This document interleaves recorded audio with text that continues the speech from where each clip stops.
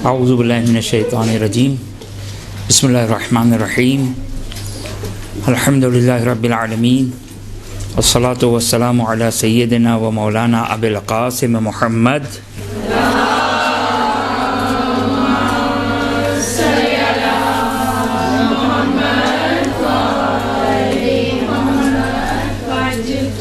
وعلى اہل بیتہ الطیبین الطاہرین ولعن الدائم علی اعدائہم الی قیام یوم الدین رب اشرح لی صدری ویسر لی امری واحلل عقدۃ من لسانی یفقہوا قولی بسم اللہ الرحمن الرحیم اللہم کل ولیک الحجۃ ابن الحسن صلواتک علیہ وعلی آبائہ فی ہذہ الساعۃ وفی کل ساعہ ولیا وحافظا وقائدا وناصرا ودلیلا وعینا حتی تسکنہ ارضک طوعا وتمتعہ فیہا طویلا.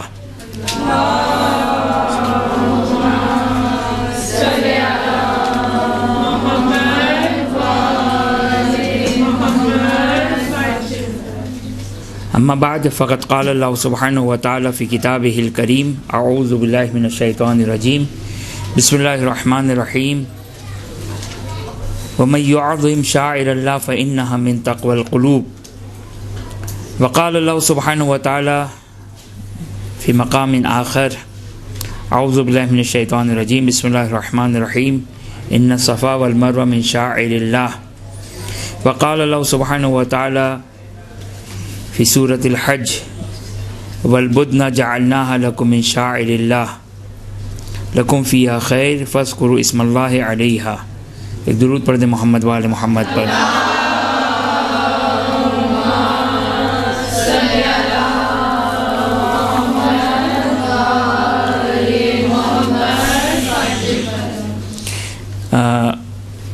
ہمارا جو موضوع جو مجھے دیا گیا تبرکات اہل بیت اطہار علیہ السلام.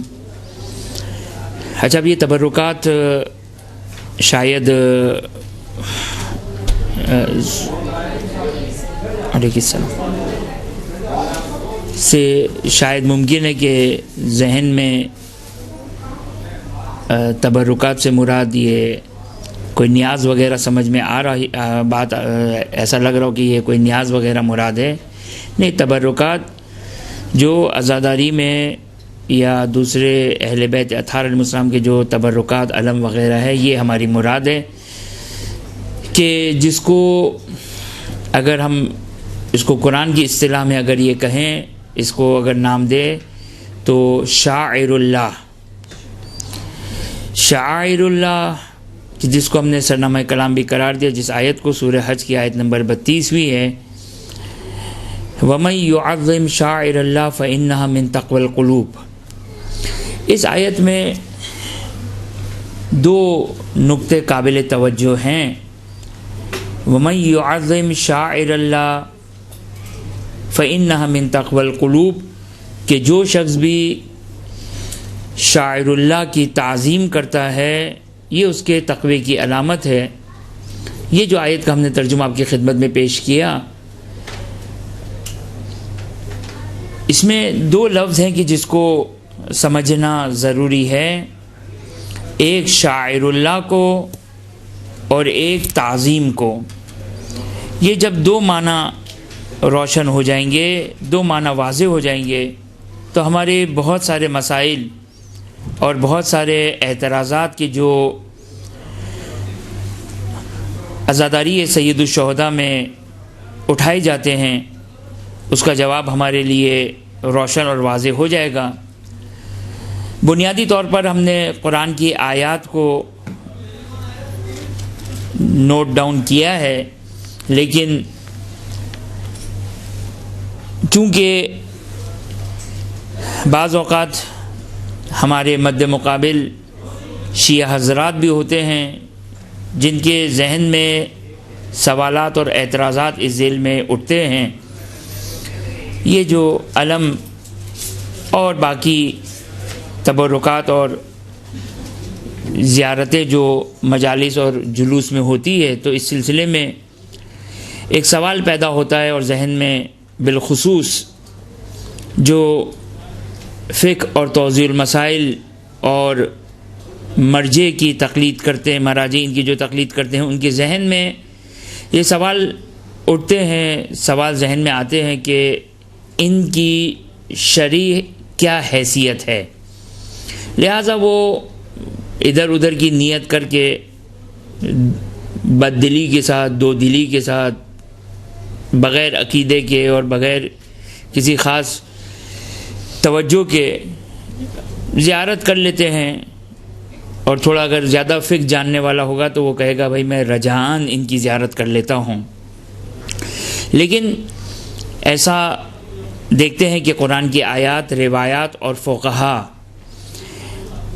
مقدمتاً ایک اور بات کہہ دوں میں کہ آیات اور روایات جو ہمارا سرمایہ ہے اور ہمارے جو دین کی بنیاد ہے، ہماری دین کی جو اساس ہے، جو ہمیں دین لینا ہے، وہ قرآن اور احادیث سے لینا ہے۔ اور قرآن اور احادیث کا مطلب یہ نہیں ہے کہ ہم نے قرآن کی ایک آیت لے لی، ایک روایت اٹھا لی اور اس سے ہم نے نتیجہ لینا شروع کر دیا اور اس سے ہم نتائج نکالیں۔ نہیں، بلکہ ضروری ہے کہ شارع یعنی خدا اور اہل بیت اطہار علیہم السلام کا مزاج کو ہم سمجھیں کہ مزاج کیا ہے، یہ مزاج سمجھنا بہت ضروری ہے۔ اور ایک اور مقدمتاً ایک اور بات کہہ دوں کہ اس مزاج کو سمجھنے کے لیے صرف اور صرف ہمارے پاس دو چیزیں ہیں۔ مزاج سمجھنے کے لیے، شریعت کا مزاج سمجھنے کے لیے ہمارے پاس فقط دو چیزیں ہیں، ایک قرآن اور ایک روایات اہل بیت اطہار علیہم السلام۔ یہ دو چیزیں ہیں کہ جس کے ذریعے سے ہم مزاج شارع اور شریعت کا مزاج ہم سمجھ سکتے ہیں، اس کے علاوہ کوئی اور طریقہ نہیں ہے۔ اچھا، اب ممکن ہے پھر ذہن میں ایک سوال پیدا ہو، علماء، فقہا، مجتہد، مراجعین، تو یقینی طور پر یہ در حقیقت شریعت کا مزاج جو سمجھتے ہیں اس کو سمجھنے کے بعد ہم تک منتقل کرتے ہیں، ہم تک ٹرانسفر کرتے ہیں۔ تو مجتہد، مراجع، علماء، فقہا، یہ جو شریعت کا جو مزاج سمجھتے ہیں، ان کے پاس دو چیزیں ہیں، ایک قرآن اور ایک حدیث ہے، اور اس کے علاوہ کوئی چیز نہیں ہے۔ عقل، لاجک، اس سے مزاج شریعت سمجھ میں نہیں آ سکتا ہے۔ شریعت کا جو مزاج ہے وہ فقط اور فقط دو چیزیں ہیں، اس کو سمجھنا بہت ضروری ہے۔ لہٰذا یہ چند مقدماتی گفتگو ہم نے بیان کی۔ اب آپ کی خدمت میں یہ دو کلمے، دو الفاظ جو اس آیت میں سورہ حج کی آیت نمبر 32 جو بڑی اہم اور امپورٹنٹ آیت ہے، بالخصوص عزاداری سید الشہداء سے متعلق اور اس کو ثابت کرنے کے لیے، سورہ حج کی آیت نمبر 32، وَمَن يُعَظِّمْ شَاعِرَ اللَّهِ، جو شخص بھی شاعر اللہ کی تعظیم کرتا ہے۔ دو لفظ ہیں، شاعر اللہ اور تعظیم، یہ دو لفظ ہیں کہ جس کو سمجھنا بہت ضروری ہے۔ یہاں پر ایک اور بات آپ کی خدمت میں یہاں پر عرض کروں یا آگے جا کے عرض کروں، چلیں یہیں پر آپ کی خدمت میں بیان کر دیتا ہوں میں، کہ کسی کے سامنے خاضع اور خاشع ہونا، کسی کا احترام کرنا، کسی کی تعظیم کرنا۔ اب میں سب سے پہلے لفظ تعظیم ہی کو لے لوں، شاعر اللہ کو بعد میں ہم اس کو ڈسکس کریں گے، جو ایک تفصیلی موضوع ہے شاعر اللہ کا۔ تو تعظیم، دیکھیں تعظیم ایک بالکل عرفی اور واضح معنی ہے۔ تعظیم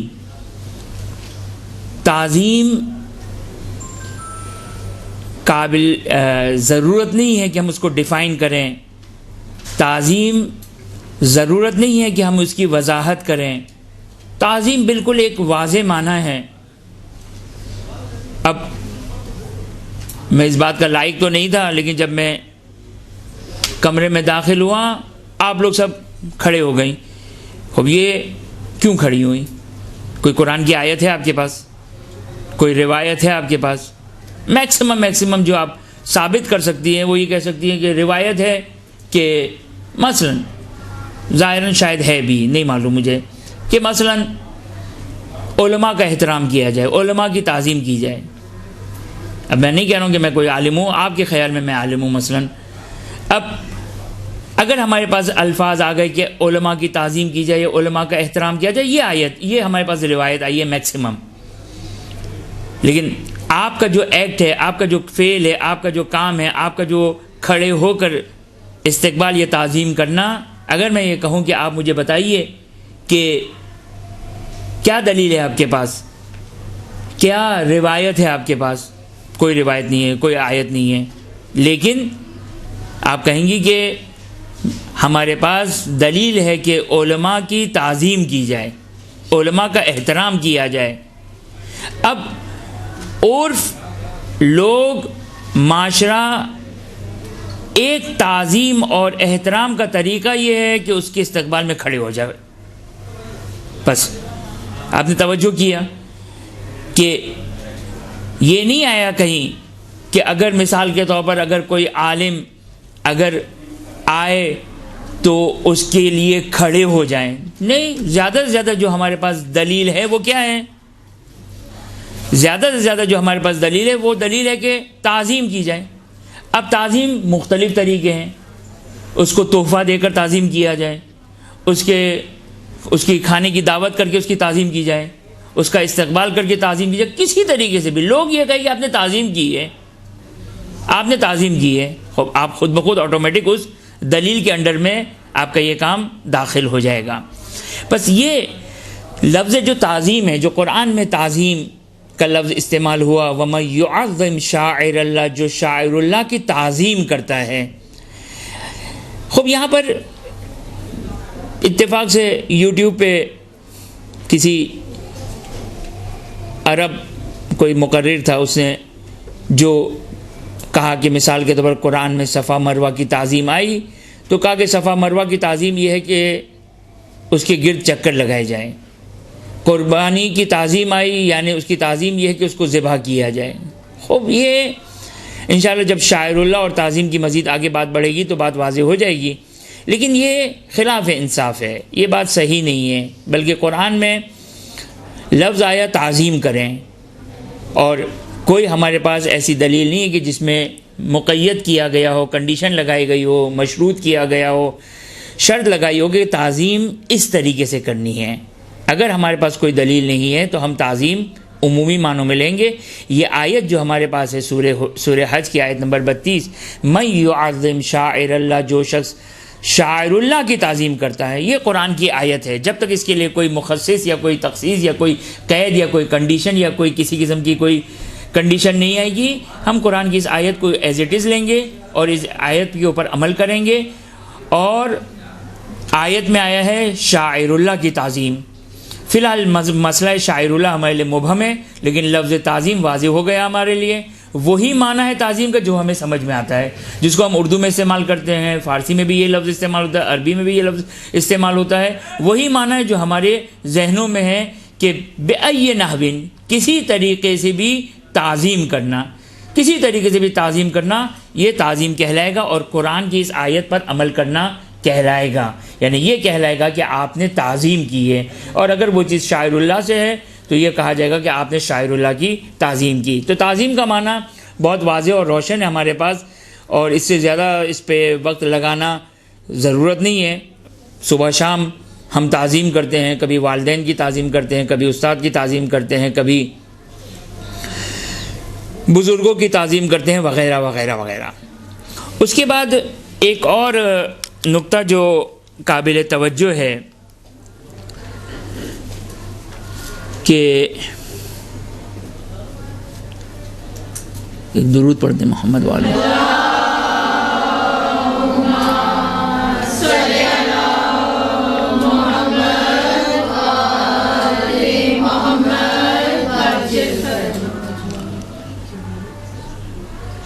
کہ انسان جب کسی کے سامنے خاضع اور خاشع ہوتا ہے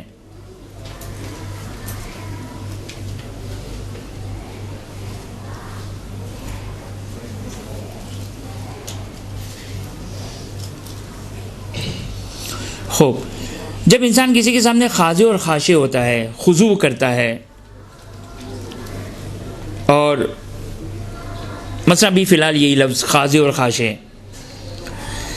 خاضع اور خاشع در حقیقت کیا ہے؟ خاضع اور خاشع بھی در حقیقت یہی تعظیم ہے کہ انسان کسی کے سامنے احترام سے خضوع و خشوع کرے۔ اب ظاہر ہے اس کے مراتب ہیں، اس کے اسٹیجز ہیں، اس کے خضوع و خشوع کے درجات ہیں، لیکن یہ جو خضوع و خشوع ہے،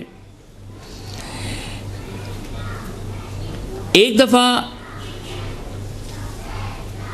خضوع اور خشوع اس عنوان سے کہ یہ ہمارا رب ہے، یہ معبود ہے، اس کی عبادت ہو، یہ خضوع اور خشوع فقط اور فقط مخصوص ہے اللہ سبحانہ و تعالیٰ کے لیے، اور کسی کا حق نہیں ہے کہ کسی اور کی عبادت ہو، کسی اور کی بندگی ہو، یہ مخصوص ہے صرف اور صرف خداوند متعال کے لیے۔ انشاءاللہ امید ہے کہ آپ لوگ میرے ساتھ ہوں گے۔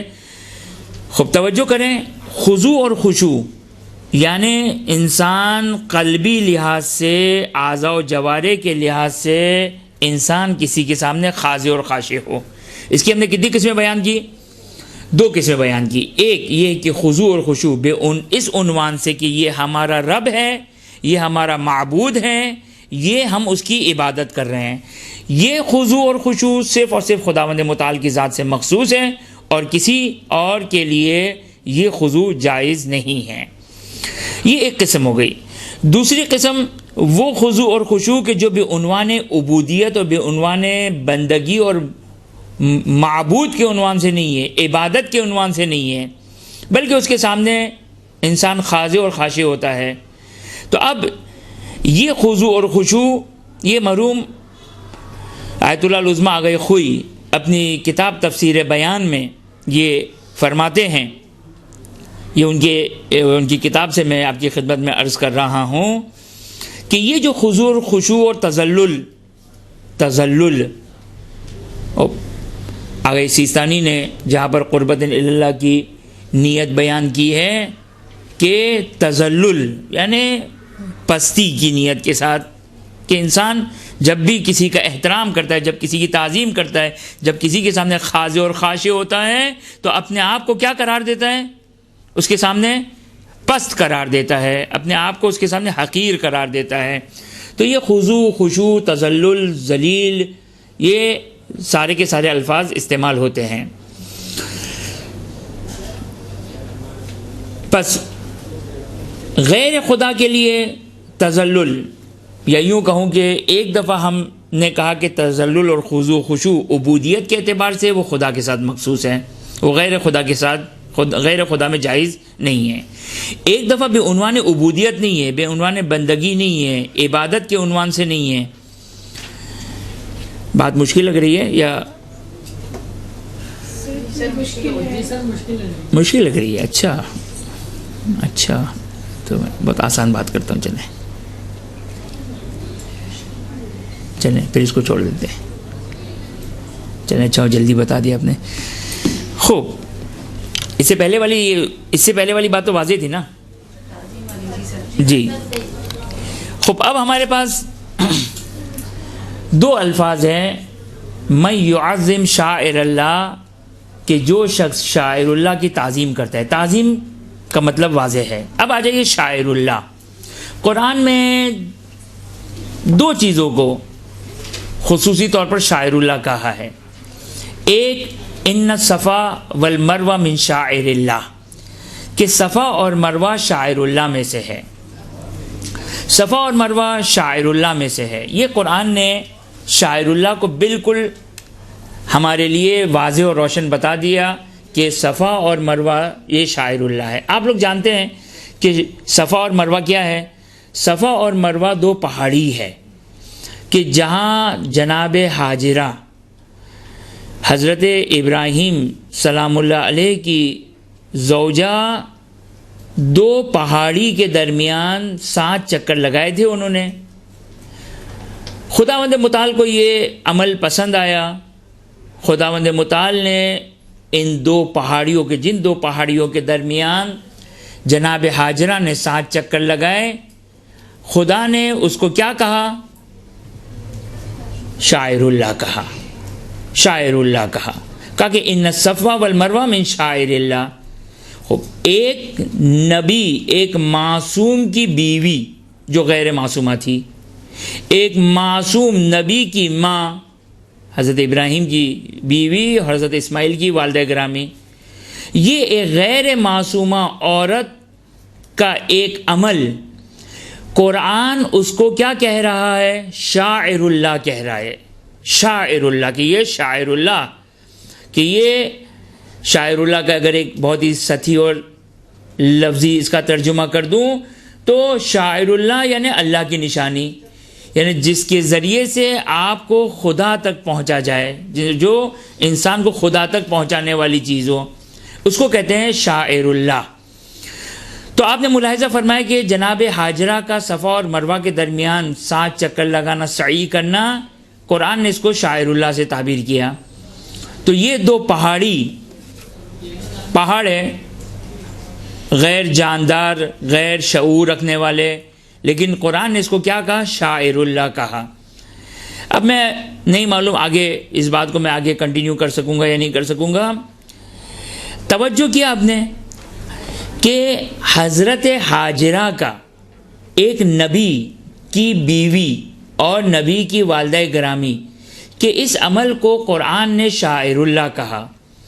اب یہاں پر میں بہت ہی آگے کی ایک جمپ لگا دوں تو توجہ کریں کہ جب ایک نبی کی بیوی کا ایک عمل شاعر اللہ قرار پا رہا ہے تو پھر وہ خاتم الانبیاء، وہ افضل کائنات، وہ افضل المرسلین، ختم الانبیاء حضرت محمد مصطفیٰ صلی اللہ علیہ وآلہ وسلم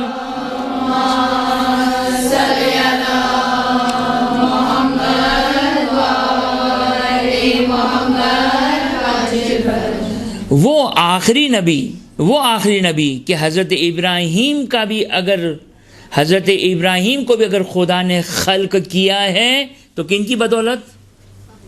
خاتم الانبیاء کی بدولت۔ وہ حضرت خاتم الانبیاء، ان کا نواسا سید الشہداء سلام اللہ علیہ، اگر جناب حاجرہ کا اگر ایک عمل اگر خداوند متعال کو پسند آتا ہے اور خدا اس کو شاعر اللہ قرار دیتا ہے تو سید الشہداء کی وہ عظیم شہادت وہ ان کے تبرکات اور ان سے متعلق چیزیں کیسے شاعر اللہ نہیں ہو سکتی ہے؟ ممکن ہے کوئی آ کر سوال کرے کہ ہم امام حسین کے کرتے کو شاعر اللہ کہیں گے، امام حسین کی نعلین کو شاعر اللہ کہیں گے، خب یہ تبرکات تو امام حسین سے متصل نہیں ہے۔ تو اتفاق سے پھر قرآن نے ہمیں ایک اور قانون دے دیا۔ دیکھیں یہ فی الحال ہماری گفتگو ایک عام مسلمانوں سے ہے، اور جہاں ہم اپنی روایتوں سے تمسک نہیں کر سکتے، جہاں ہم اپنی روایتوں کو فی الحال نہیں لا سکتے ہیں، ہم فی الحال قرآن کی آیات سے اگر تمسک کریں اور قرآن کی آیات کے گردی اگر ہم رہیں تو ممکن ہے کوئی یہ سوال کرے، کیا سوال کرے کہ خوب ہم جو تبرکات نکالتے ہیں، ہم جو یہ عزاداری اور غیر عزاداری میں یہ جو اہل بیت اطہار سے متعلق چیزوں کو نکالتے ہیں، تابوت و علم وغیرہ، تو یہ تو کربلا میں نہیں تھی یہ چیزیں۔ پھر ہمیں قرآن کی ایک اور آیت ہماری مدد کرتی ہے، سورہ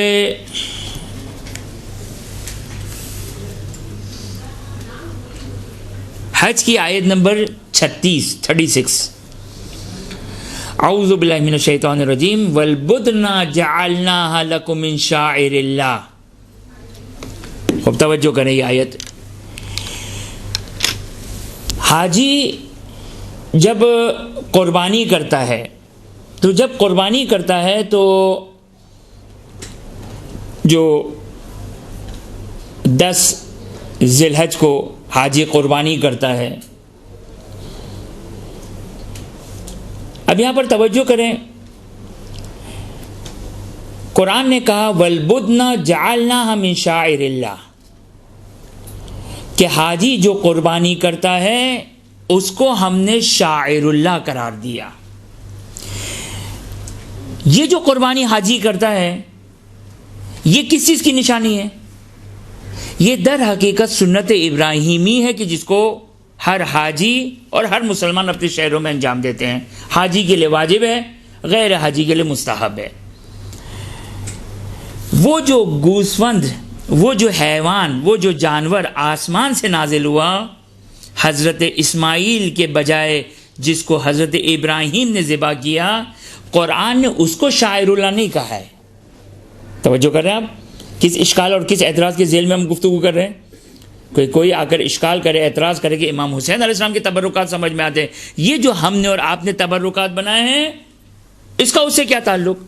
تو اس کے جواب میں آپ کی خدمت میں یہ بیان کر رہا ہوں کہ توجہ کریں، قرآن نے حضرت اسماعیل کے بجائے جو جانور نازل ہوا اور جس کو ذبح کیا، اس کو قرآن نے شاعر اللہ نہیں کہا ہے. وہ تو قطعاً شاعر اللہ ہے، وہ تو قطعاً شاعر اللہ ہے. بلکہ قرآن نے کیا کہا؟ قرآن نے کہا کہ وَالْبُدْنَا جَعَلْنَاهَا لَكُمْ جَعَلْنَاهَا مِنْ شَاعِرِ اللَّهِ لَكُمْ، کہ اس جانور کو جس کو حاجی ذبح کرتا ہے، اس سنت ابراہیم میں، اس کی اتباع میں جس کو ذبح کرتا ہے، یہ جانور، ہم کہتے ہیں نا، بعض ہمارے درمیان بھی اس قسم کی باتیں بعض جوانوں کے ذہن میں پیدا ہوتی ہے کہ بھائی یہ علم تو کپڑا ہے، ایک سادہ سا کپڑا ہے، یہ لکڑی تو ایک سادی سی لکڑی ہے، یہ پیتل تو سادہ سا پیتل ہے. صحیح ہے، جب تک یہ علم مبارک نہیں بنا اس وقت تک یہ سادہ ہے. لیکن جب منسوب ہو گیا سید الشہداء سے، جب منسوب ہو گیا اہل بیت اطہار علیہ السلام سے، تو اب یہ سادہ نہیں ہے. یہی جانور، یہی حیوان، خوب ممکن ہے اگر یہ حیوان، یہ جانور اگر خود بخود مر جاتا تو مردار ہوتا، نجس ہوتا. لیکن قرآن کیا کہہ رہے ہیں؟ قرآن کہہ رہے ہیں کہ حاجی جب اس جانور کو اس عنوان سے کہ یہ ایک سنت ابراہیمیہ پہ عمل کرتے ہوئے ذبح کر رہا ہے، قرآن اس کو کیا کہہ رہا ہے؟ شاعر اللہ. یہ شاعر اللہ ہے، یہ اللہ کی نشانی ہے. تو قرآن، اچھا، اب یہ دو مثالیں قرآن نے دی. خوب اب ہم سوال کرتے ہیں، مسلمانوں سے بھی سوال کرتے ہیں، غیر مسلمانوں سے بھی سوال کرتے ہیں، جس کے ذہن میں بھی یہ سوالات پیدا ہوتے ہیں ان سے ہم سوال کرتے ہیں، کیا دنیا میں فقط دو ہی شاعر اللہ ہے؟ دنیا میں فقط دو ہی شاعر اللہ ہے، ایک صفا اور مروہ اور ایک بدنا؟ نہیں، قطعاً ایسا نہیں ہے. بلکہ قرآن نے خود من لگا کے یہ بیان کیا کہ یہ شاعر اللہ کی دو قسمیں بیان کی. اب ہم ہاتھ جوڑ کر کہتے ہیں قرآن کاش آپ اور ہمارے لیے مثالیں دے دیتے تو ہمارے لیے بات واضح اور روشن ہو جاتی. لیکن ایسا نہیں ہے. قرآن اہل تدبر کے لیے کافی ہے، یہ اتنی دو مثالیں کافی ہے کہ قرآن نے دو مثالیں دے دی ہمیں. اور اب جن کے قلوب میں زیغ ہے، جن کے قلوب میں مہر لگی ہوئی ہے، خوب وہ اعتراض کرے گا، وہ اشکال کرے گا. لیکن جو اہل تدبر ہے، جو اہل ایمان ہیں، ان کے لیے یہ دو آیت اور دو نشانیاں اور دو مثالیں قرآن کی کافی ہے. خوب اب یہاں پر قرآن کی آیات اس حد تک، اگرچہ ہم ایک اور آیت کو آپ کی خدمت میں بیان کر دیتے ہیں. سورہ یوسف کی آیت نمبر 96. اعوذ باللہ من الشیطان الرجیم، بسم اللہ الرحمن الرحیم. فلما ان جاء البشیر القاہ علی وجہہ فارتد بصیرہ. بہت ہی عمدہ یعنی ہر آیت عمدہ ہے، لیکن 96 سورہ یوسف کی، لیکن اس موضوع سے ریلیٹ کرنے کے لیے بہترین آیت ہے. خوب یہ واقعہ در حقیقت حضرت یعقوب کا واقعہ ہے. حضرت یعقوب نے جو حضرت یوسف کے غم میں، سورہ یوسف کی آیت نمبر 84 کہ جو خود ایک دلیل ہے عزاداری اور گریہ ہے سید الشہداء سلام اللہ علیہ کے لیے، وقال یا اسفا علی یوسف وابیضت عیناہ من الحزن فہو قضیم، کہ قرآن سورہ یوسف کی آیت نمبر 84 میں، چونکہ آیت نمبر 96 کا اسی سے تعلق ہے، قرآن بیان کر رہا ہے کہ حضرت یعقوب اپنے فرزند کے غم اور حزن اور غائب ہونے پر گریہ کیا، اتنا گریہ کیا کہ نابینا ہو گئے، اتنا گریہ کیا کہ نابینا ہو گئے۔ خوب، جبکہ دو باتوں کو خیال رکھیے گا، یا فی الحال تو ایک بات ذہن میں، دوسری بات نہیں ابھی فی الحال ذہن میں، ایک بات کا خاص خیال رکھیے گا۔ حضرت یعقوب حضرت یوسف کے غم میں کتنا گریہ کیا؟ اتنا گریہ کیا کہ نابینا ہو گئے، جبکہ حضرت یوسف کے لیے قرآن کی یہ آیت نازل نہیں ہوئی ہے۔ کون سی آیت؟ نہیں، جبکہ حضرت یوسف کے لیے قرآن کی یہ آیت نازل نہیں ہوئی۔ کون سی؟ قُلْ لَا أَسْأَلُكُمْ عَلَيْهِ أَجْرًا إِلَّا الْمَوَدَّةَ فِي الْقُرْبَى۔ قُلْ لَا أَسْأَلُكُمْ، اے رسول کہہ دو میں تم سے، اے مسلمانوں، کوئی اجر رسالت نہیں چاہتا، صرف اجر رسالت کے مودت فی القربہ۔ یہ جو آیت ہے نا، اس آیت کو اپنے اندر اتار دیں، اگرچہ الحمدللہ اور افسوس کے ساتھ، الحمدللہ اس بات پر کہ شاید ہمارے ممبر پہ سب سے زیادہ جو آیت پڑھی جاتی ہے، سب سے زیادہ وہی آیت ہے، لیکن افسوس اس بات کا ہے کہ اس آیت کا ابھی تک حق ادا ہم نے نہیں کیا۔ یہ آیت، ایک ہی آیت آپ کے بہت سارے اعتراضات کو جواب دینے کے لیے کافی۔ فی الحال میرا موضوع نہیں ہے کہ کوئی آ کر کہتا ہے کہ کیوں ماتم کرتے ہیں، کیوں گریہ کرتے ہیں، کیوں عزاداری کرتے ہیں، کیوں سیاہ لباس پہنتے ہیں، کیوں برہنہ پا ہوتے ہیں، کیوں مصیبت اور حزن کا حلیہ اپنے پر سوار کرتے ہیں، کیوں ہم غمزدہ ہیں، کیوں ہم گریہ کرتے ہیں، وغیرہ وغیرہ وغیرہ، کیوں ہم جشن کرتے ہیں، کیوں منقبت خوانی کرتے ہیں، جتنے سوالات ہیں، یہ آیت کافی ہمارے لیے ہے، یہ ایک آیت کافی ہے۔ کیونکہ کیا کہا آیت نے کہا قُلْ لَا أَسْأَلُكُمْ عَلَيْهِ أَجْرًا، کوئی اجرت نہیں چاہیے، کوئی اجرت نہیں چاہیے، صرف ایک اجرت ہے، وہ ہے آل محمد سے مودت۔ مودت، گریہ مودت کی علامت ہے، حزن مودت کی علامت ہے، غم مودت کی علامت ہے، ماتم مودت کی علامت ہے، خوشی مودت کی علامت ہے، مجلس مودت کی علامت ہے۔ برہنہ پا، ہم مصیبت سید الشہداء میں برہنہ پائے، نہ کہ لوگوں کو دکھانے کے لیے، نہ یہ کہ جو کوئی فیشن میں، نہ کسی اور عنوان سے، صرف اور صرف آل محمد کی مصیبت میں یہ ہمارا حلیہ ہے۔ یہ ایک آیت تمام شبہات کو، تمام چیزوں کو جواب دینے کے لیے کافی ہے۔ خیر، اس کو تو میں نے ایک بریکٹ میں ایک بات کہی تھی، فی الحال اس کو سائڈ پہ کر دیں۔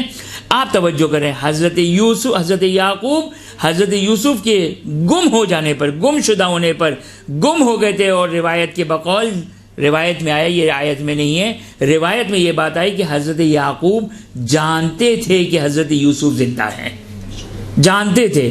20 سال حضرت یعقوب سے جدائی رہی حضرت یوسف کی، 20 سال گریہ کیا، اور اتنا گریہ کیا کہ قرآن بیان کر رہا ہے، توجہ کریں، قرآن بیان کر رہا ہے کہ گریہ کیا، نہیں کہا کہ حضرت یعقوب نے خدا کے لیے گریہ کیا۔ یہ جو آج وہابی فکر غیروں سے ہمارے درمیان بھی سرایت کر گئی ہے، ہمارے درمیان بھی اس قسم کی سوچ ایک حد تک آ رہی ہے کہ یہ گریہ کیا، یہ رونا کیا، یہ ماتم کیا ضرورت ہے، ہم دیکھیں کہ امام حسین کس لیے گئے تھے، وہ سب اپنے مقام پر، لیکن جو ہم محبت کی علامت ہے، ہم زیارتوں میں پڑھتے ہیں۔ توجہ کریں، میں نے کہا آپ کی خدمت میں ابتدائی کلام میں ایک بات آپ کی خدمت میں کہی تھی، کیا کہی تھی میں نے؟ شریعت کا مزاج سمجھے، ہم عقل کو ہم لے کر آتے ہیں، بابا امام حسین کیوں گئے تھے، ہم سوچنا شروع کرتے ہیں، ہم عزاداری کیوں کرتے ہیں، سوچنا شروع کیا۔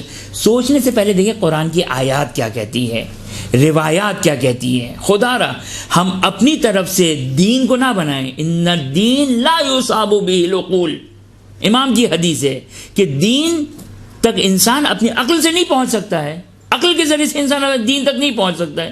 صحیح، توحید و اصول دین جہاں پر عقل کی ضرورت ہے، اس سے فی الحال میرا سروکار نہیں، اس سے فی الحال میری گفتگو نہیں، لیکن ان شارٹ یہ توجہ کریں کہ حضرت یعقوب حضرت یوسف کے غم میں، کسی کے غم میں، خدا کے غم میں نہیں، خدا کے سامنے خضوع و خشوع میں نہیں، جہنم کے خوف سے نہیں، خدا کے ملاقات کے مشتاق میں نہیں، بلکہ حضرت یوسف کے گم ہو جانے پر ایک ولی خدا کے گم ہو جانے پر، ایک حجت خدا کے گم ہو جانے پر، ایک اللہ کے نبی کے گم ہو جانے پر، ایک وہ کہ خدا سے جو منسوب ہے اس کے گم ہو جانے پر حضرت یعقوب نے گریہ کیا، 20 سال گریہ کیا، اتنا گریہ کیا کہ نابینا ہو گئے، جبکہ ان کی شان میں آیے مودت نازل نہیں ہوئی تھی۔ اب مجھے بتائیں سید الشہداء امام حسین کی جن کی شان میں آیے مودت نازل ہوئی ہے، بتائیے اس کی مصیبت میں کیا کروں؟ اگر مر جاؤں تو بھی کم ہے، اس مصیبت میں اگر مجھے غم کی وجہ سے، اندوہ کی وجہ سے، شدت غم کی وجہ سے اگر میرا ہارٹ اٹیک ہو جائے تو حق یہ کہ ہو جانا چاہیے، حق یہ ہے۔ اب یہ مراتب ہے مودت کے، یہ مودت کے مراتب ہے، یہ مودت کے درجات ہے۔ اب ہم اتنی سی مودت رکھتے ہیں، اتنی سی مودت اور محبت رکھتے ہیں، لہٰذا ہم گریہ کر لیتے ہیں، ہم ماتم کر لیتے ہیں، ہم سیاہ لباس پہن لیتے ہیں، کوشش کرتے ہیں گریہ والی شکل بن جائے۔ یہ علامت ہے کہ ہم اتنی سی مودت رکھتے ہیں۔ اگر واقعی اگر ہماری مودت ہوتی تو پھر ہمارا حال بھی وہی ہوتا جو امام سجاد علیہ الصلوۃ والسلام کا تھا، باقی ائمہ اطہار علیہ السلام کا تھا۔ تو آپ نے توجہ کیا، بہرحال یہ بھی ایک تھوڑی سی ہٹ کر گفتگو کر دی ہم نے، معذرت چاہتا ہوں، بس آپ نے توجہ کیا کہ حضرت یعقوب نے گریہ کیا، خدا کے ملاقات کے اشتیاق میں نہیں، بلکہ حضرت یوسف کے گم ہو جانے پر۔ اب یہاں پر جب حضرت یعقوب، بس یہ ایک بہترین آیت ہے جو حضرت امام سید الشہداء سلام اللہ علیہ کی گریہ کو ثابت کرنے کے لیے بہترین آیت ہے۔ خوب، اب یہاں پر توجہ فرمایا آپ نے۔ اس کے بعد یہ آیت نمبر 84 تھی، آیت نمبر 96 کہ جہاں پر حضرت یوسف کے واقعے کو اجمالی طور پر قرآن بیان کر رہا ہے۔ فلما ان جاء البشیر القاہ علی وجہہ، کہ بشارت دینے والا جب آیا حضرت یوسف کے پاس سے، جو مصر میں تھے، مصر کے بادشاہ تھے یا ولی ہے جو بھی تھے، جب آئے حضرت یعقوب کے پاس وہ بشارت دینے والا، تو کیا لے کر آیا تھا؟ قمیص لے کر آیا تھا ایک، حضرت یوسف کا پیراہن لے کر آیا تھا۔ حضرت یوسف کا جو قمیص تھا، جو بھی پیراہن تھا، وہ بشارت دینے والا لے کر آیا۔ اب یہاں پر توجہ کریں، وہ جو ہم کو شرک کا فتویٰ لگاتے ہیں، کہتے ہیں کہ ہم شرک کرتے ہیں، ہم غیر خدا سے مانگتے ہیں، ہم غیر خدا سے توسل کرتے ہیں، ہم غیر خدا کو وسیلہ قرار دیتے ہیں، ہم غیر خدا وغیرہ وغیرہ وغیرہ وغیرہ وغیرہ، جس کی بنا پر شیعہ کافر کہے جاتے ہیں۔ اب قرآن کی اس آیت کا مجھے ترجمہ، اس قرآن کی اس آیت کو جسٹیفائی کر کے بتا دیں، قرآن کی اس آیت کو کس طریقے سے جسٹیفائی کریں گے؟ سب سے پہلے اشکال اور اعتراض حضرت یوسف کے اوپر سلام اللہ علیہ، نعوذ باللہ من ذالک، میں ایک عام انسان کے اعتبار سے بات کہہ رہا ہوں کہ حضرت یوسف آپ کو اپنے پیراہن بھیجنے کی ضرورت کیا تھی؟ خوب اللہ پر توکل کریں، کیوں وسیلہ اختیار کر رہے ہیں؟ پیراہن بھیجا، قمیض بھیجی، اور اس کے بعد قرآن کہتا ہے القاہ علی وجہہ۔ اب یہ بشیر یا حضرت یعقوب نے اس قمیض کو اپنے چہرے پر لگایا، فرتد بصیرہ، گئی ہوئی بصارت واپس پلٹ آئی۔ توجہ کیا آپ نے؟ یہ قرآن کی آیت واضح طور پر تبرکات کا نہ کہ فقط احترام، توجہ کیجیے گا، حضرت یعقوب کا چہرے پر لگانا حضرت یوسف کی اس قمیض کا تعظیم کے اوپر بھی دلالت ہے، اور کس طریقے سے خداوند متعال وسیلے کے ذریعے سے شفاعت دے رہا ہے۔ حضرت یعقوب آپ اللہ کے نبی ہیں، خدا سے مانگے، کیا ضرورت تھی آپ کو؟ غیر اللہ، یہ قمیض اللہ ہے یا غیر اللہ ہے؟ یہ قمیض اللہ ہے؟ نہیں، اللہ نہیں ہے۔ اب کیوں آپ نے غیر اللہ سے توسل کیا؟ کیوں غیر اللہ کو اپنا وسیلہ قرار دیا؟ اور پھر نور علی نور، خدا نے بصارت بھی پلٹا دی، یعنی خداوند متعال نے یہ اس چیز میں رکھا ہے، ان چیزوں میں خداوند متعال نے برکتیں رکھی ہے، شفا رکھی ہے، خدا نے تاثیر رکھی ہے۔ بھئی خدا ہی ہے نا جو ہر چیز میں تاثیر دینے والا ہے، ہر چیز میں اثر دینے والا ہے۔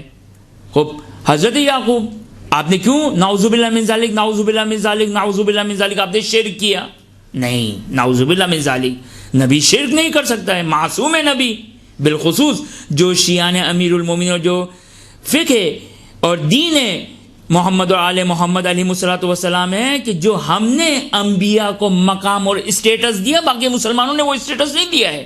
دیکھ لیجئے کہ ہم نے کس طریقے سے انبیاء کو معصوم قرار دیا ہے، گناہوں سے پاک قرار دیا ہے. اور وہ تمام آیات کے جو ظاہری طور پر نبی کی معصیت یا نبی کی خطا کے اوپر جو دلالت کرتی ہے، روایات نے آ کر اس کی تشریح کی ہے. اور انبیاء کو تمام، حضرت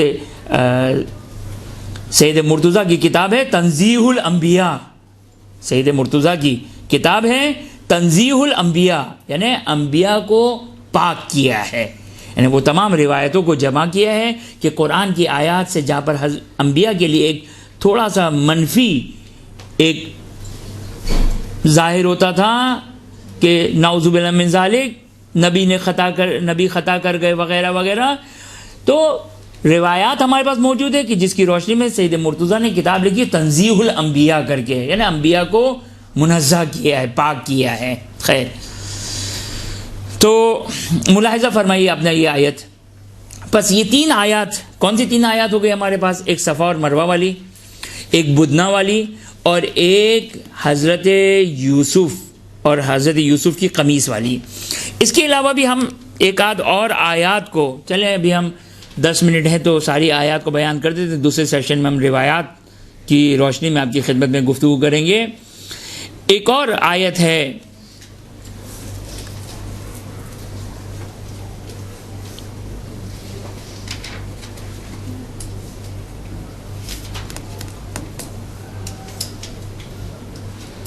اعوذ باللہ من الشیطان الرجیم، بسم اللہ الرحمن الرحیم، سورہ بقرہ کی آیت نمبر 248.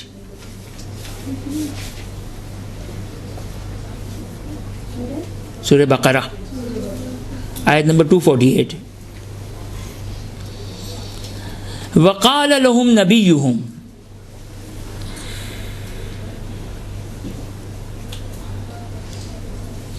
وقال لهم نبیہم ان آیت ملکی ان یاتیکم التابوت فیہ سکینۃ من ربکم وبقیۃ مما ترک آل موسیٰ وآل ہارون. یہ آیت کیا کہتی ہے؟ یہ آیت کہتی ہے کہ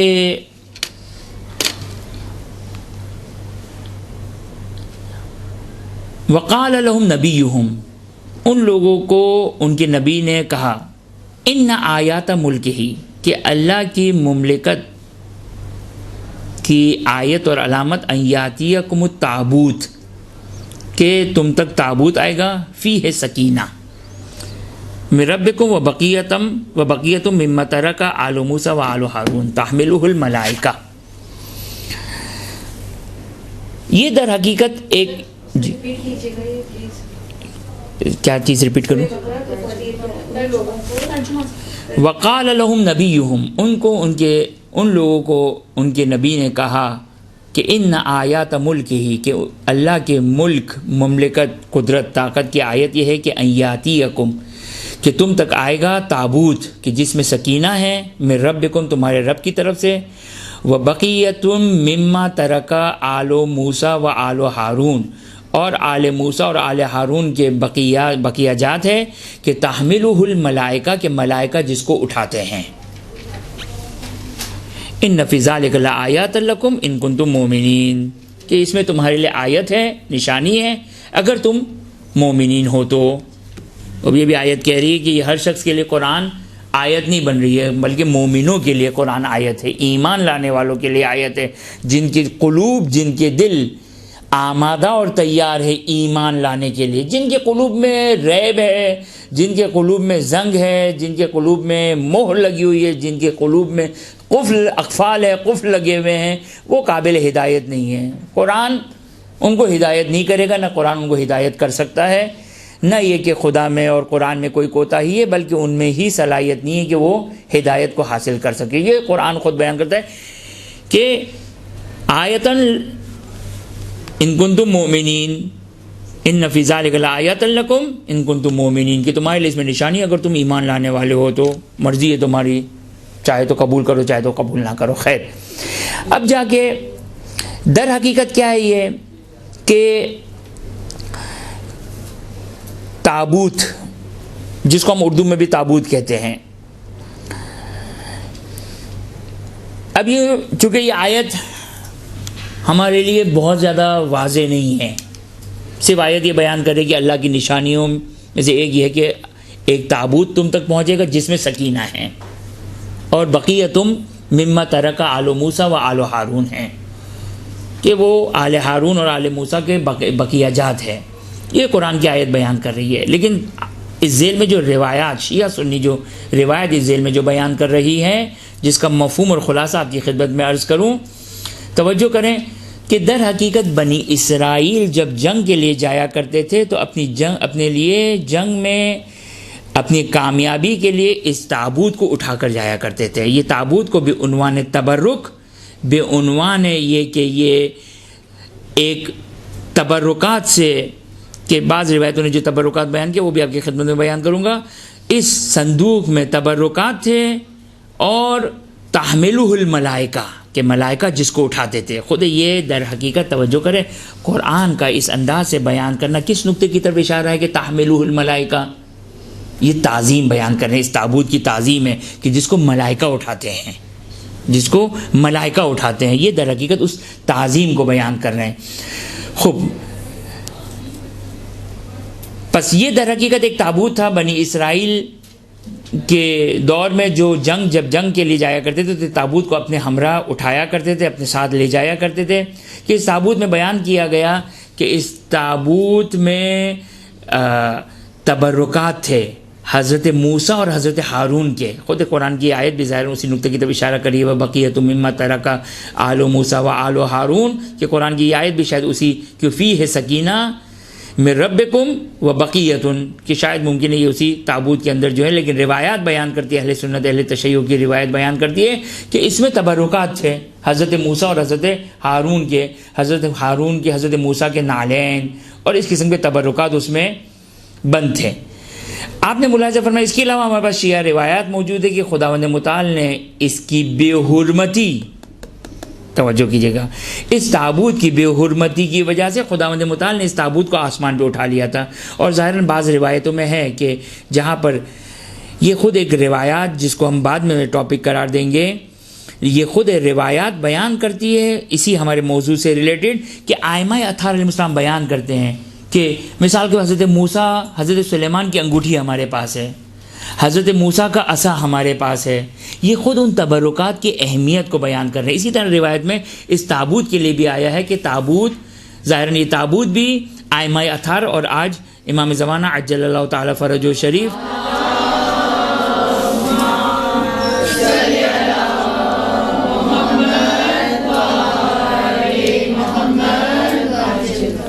کہ یہ تابوت امام کے پاس اور یہ سارے تبرکات انبیاء علیہ السلام کے، یہ امام زمانہ علیہ السلام کے پاس موجود ہیں.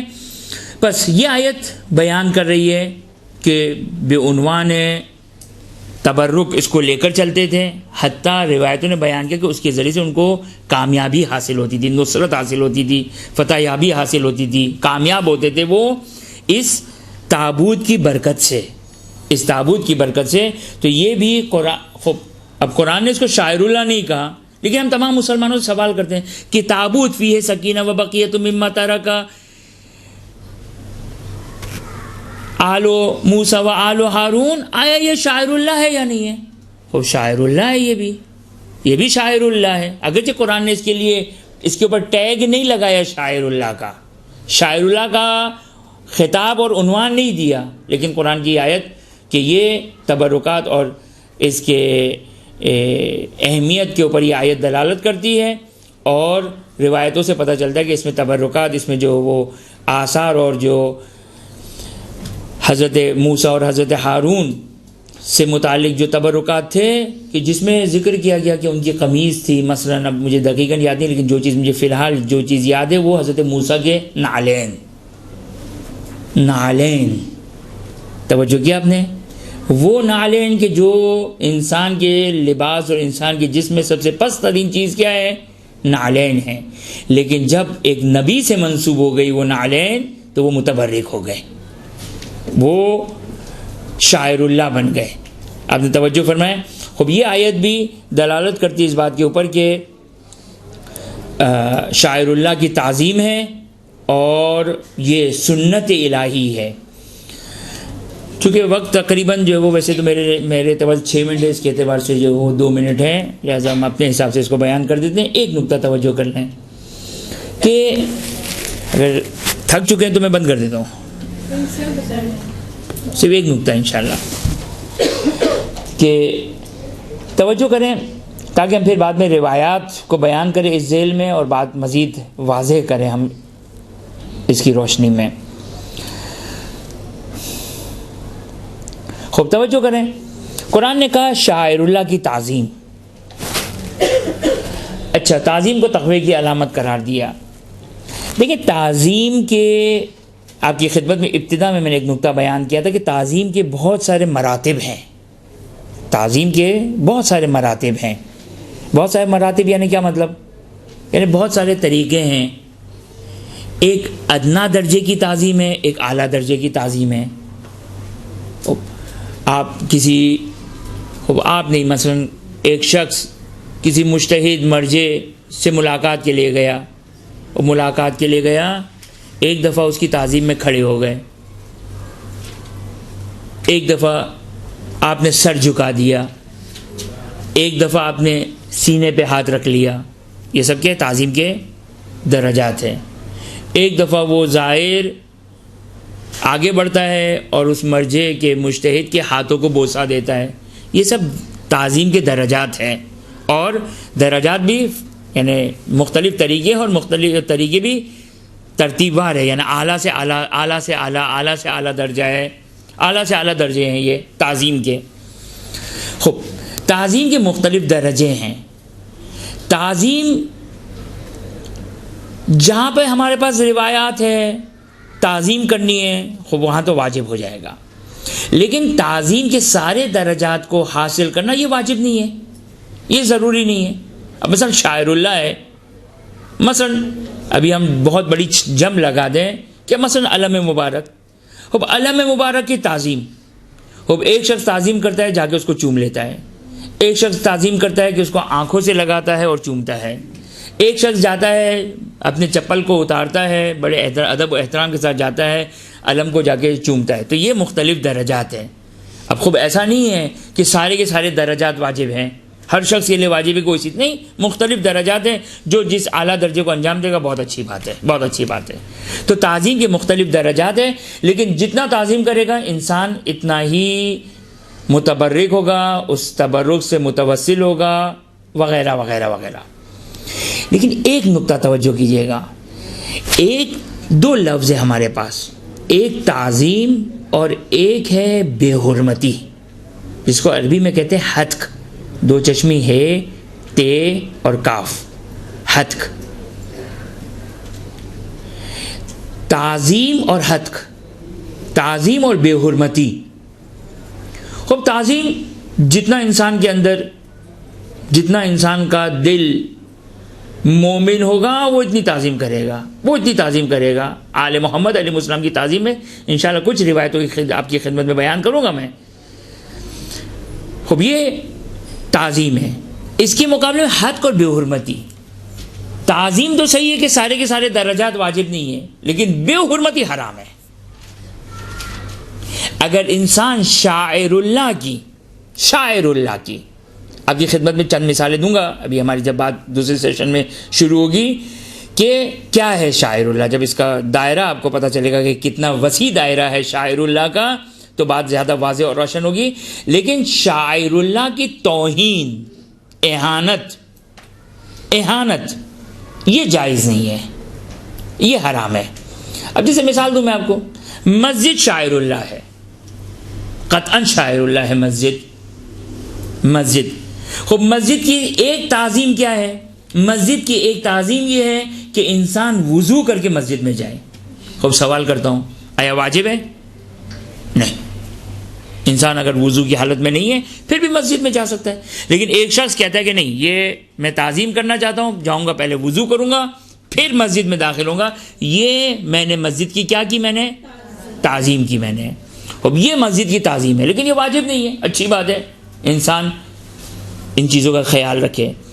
ایک دفعہ یہ واجب نہیں ہے، ایک دفعہ مسجد کی بے حرمتی ہے، حد ہے.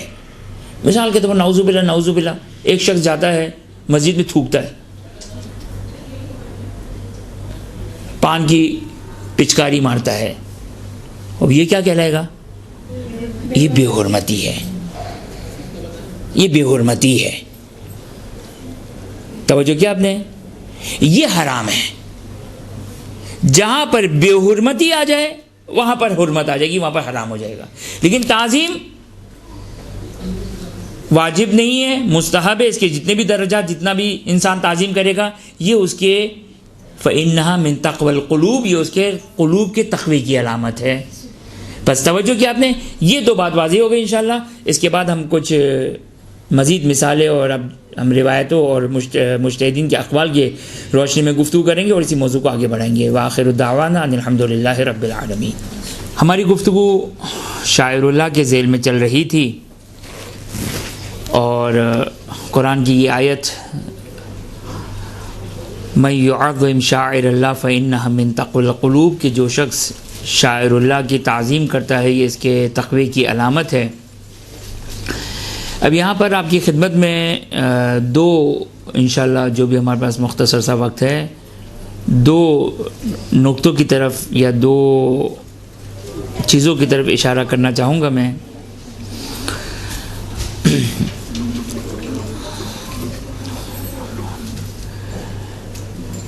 ایک روایات جو ہمارے پاس آئی ہیں اور فقہا، مجتہدین اور مراجعین، آپ کی خدمت میں نے شروع میں بھی یہ بات عرض کی تھی میں نے کہ مزاج شارع، شریعت کا مزاج سمجھنا بہت ضروری ہے. اور یہ مزاج جب تک ہم قرآن کی آیات اور روایات اہل بیت اطہار علیہ السلام کی طرف رجوع نہ کریں، یہ مزاج ہمیں سمجھ میں نہیں آئے گا. لہٰذا اس ذیل میں فقہا کہ جو اگرچہ کوئی کمپیریزن نہیں ہے، ان کا کوئی تقابل نہیں ہے ان کا ائمہ اطہار علیہ السلام کے ساتھ، لیکن علماء، فقہا اور مراجعین کی جو خصوصیت ہے، ان کا جو احترام اور ان کا جو مقام ہے، وہ صرف اور صرف اس وجہ سے ہے کہ وہ علوم آل محمد کو اٹھائے ہوئے ہیں، علوم آل محمد کو جاننے والے ہیں. ان کا احترام ابا کبا کی وجہ سے نہیں ہے، ان کا احترام قوم اور نجف میں ہونے کی وجہ سے نہیں ہے، ان کا احترام صرف اور صرف اس وجہ سے ہے کہ وہ علوم آل محمد کی جاننے والے ہیں، علوم آل محمد سے واقف ہیں، اس لیے ان کا احترام ہے. لہٰذا یقینی طور پر ہماری نسبت فقہا، مجتہدین، مراجعین، وہ مزاج اور شریعت کا مزاج ہماری نسبت وہ زیادہ بہتر جانتے ہیں. کیوں زیادہ بہتر جانتے ہیں؟ اس لیے زیادہ بہتر جانتے ہیں کہ بہرحال انہوں نے زحمت اٹھائی، انہوں نے بہرحال ایک مقام اجتہاد تک پہنچے. دیکھیں جو فقیہ ہوتا ہے، مرجع ہوتا ہے، مجتہد ہوتا ہے، اس کی وہ بہت دقیق ہوتا ہے، وہ بہت ہی باریک بین ہوتا ہے. بعض اگر نقطے اگر آپ کی خدمت میں مجھے موقع ملا بیان کرنے کے تو انشاءاللہ میں بیان کروں گا.